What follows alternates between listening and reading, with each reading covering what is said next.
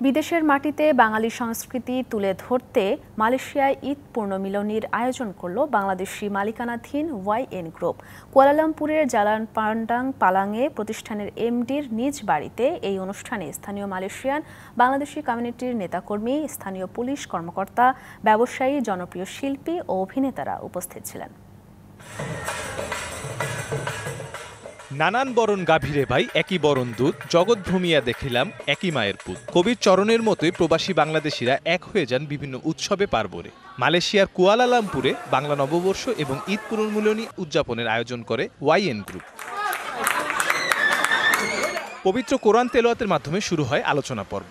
কয়েকটি পর্বে অনুষ্ঠানটি পরিচালিত হয়। বিকেল ২টা থেকে চলে রাত ১২টা পর্যন্ত। এ সময় স্থানীয় মালয়েশিয়ান ও বাংলাদেশি প্রবাসীদের মিলন মেলায় পরিণত হয় আয়োজনটি।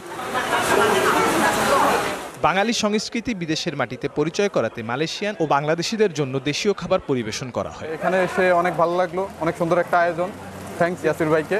এবং দেশের বাহিরে আসলে বাংলাদেশিদের সফলতা দেখতে অনেক ভালো লাগে। এই প্রোগ্রামটা আসলে সবাইকে একত্রিত করে, বাংলাদেশে যারা আছে সবাই এখানে একসাথে একত্রিত হয়। ওয়ালটন ফ্রিজ কিনে অনেকের মতো আপনিও হয়ে যেতে পারেন মিলেনিয়াল।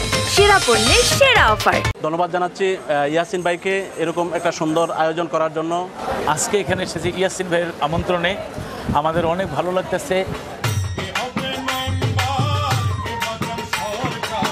অনুষ্ঠানে ঢোল, বাঁশি, মন্দিরা, হারমোনিয়াম বাজিয়ে মালয়েশিয়ান অতিথিদের বিনোদন দেন প্রবাসী যাত্রীরা। আগত মালয়েশিয়ান অতিথিদের ঢোলের তালে নাচতে দেখা যায়। উৎসবে হাসান মাহমুদ দেশত্ববোধক গান পরিবেশন করেন। আরও গান পরিবেশন করেন খ্যাতনামা বাউল শিল্পী লতিফ সরকার সহ আরও অনেকে।